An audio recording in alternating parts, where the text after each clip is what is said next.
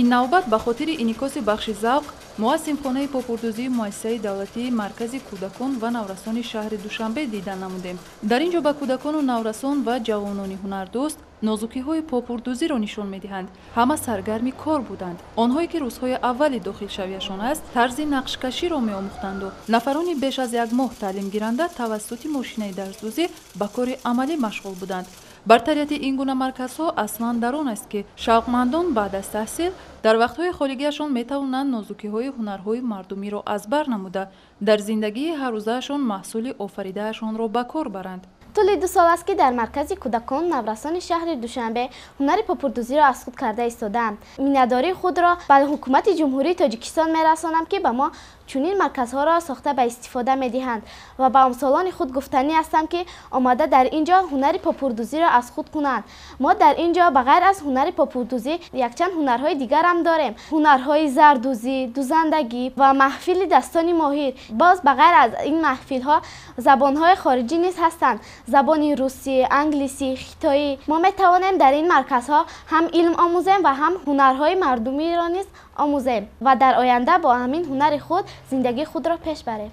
аз рӯи маълумот наврасон дар муддати кӯтоҳ метавонанд чандин касбу ҳунар ва забонҳои хориҷиву истифодаи технологияи муосирро омӯхта соҳиби шаҳодатномаи махсус гарданд. ин маънои онро дорад ки чунин кӯдакони соҳибтахассус аз ҳамин зинаи камолот метавонанд бо ҷои кори дилхоҳашон таъмин гарданд. миёни ин ҷавонону наврасон нафароне низ ҳастанд ки то ин дам аз фаъолияти чунин марказҳои касбомӯзӣ огоҳӣ надоштанд, вале аз замоне ки барояшон маълумот дастрас шуд пайи ҳунаромӯзианд. акнун шод аз онанд ки либосҳои зеборо ҳам барои худ ва ҳам барои наздиконашон метавонанд духта пешкаш намоянд. мо мехоҳем ки чунин марказҳои замонавӣ зиёдтар шаванд.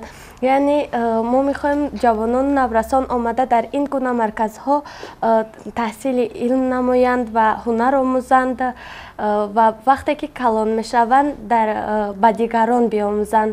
айни ҳол ки мо наврасон ҳунар меомӯзем бояд хуб омӯхта вақте ки ба воя мерасем ба дигарон омӯзонем. ман худам ки дӯстдори либосҳои миллӣ ҳастам мехоҳам ки ҷавонон наврасон ва занҳо бо унвони тоҷик низ чунин дӯстдори либосҳо бошанд ва мехоҳам ки чунин либосҳоро зиёдтар омода намоям ва ба дигарон пешниҳод намоям.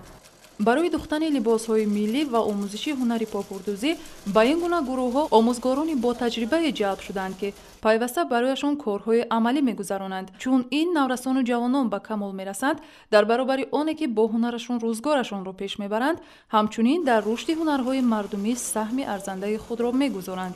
ман дар ин марказ ба ҷавонону наврасон ҳунари попурдӯзиро меомӯзонам ва мехоҳам ки онҳо дар оянда мутахассиси хуб шаванд ва тарғибгари ҳунарҳои мардумӣ шаванд.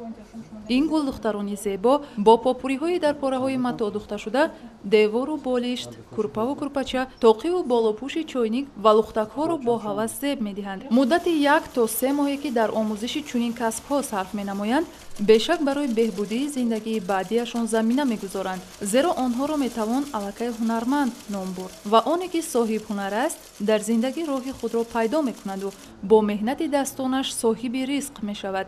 дар ҷомеа низ ин гуна ашхосро ба некӣ ёд меоранд.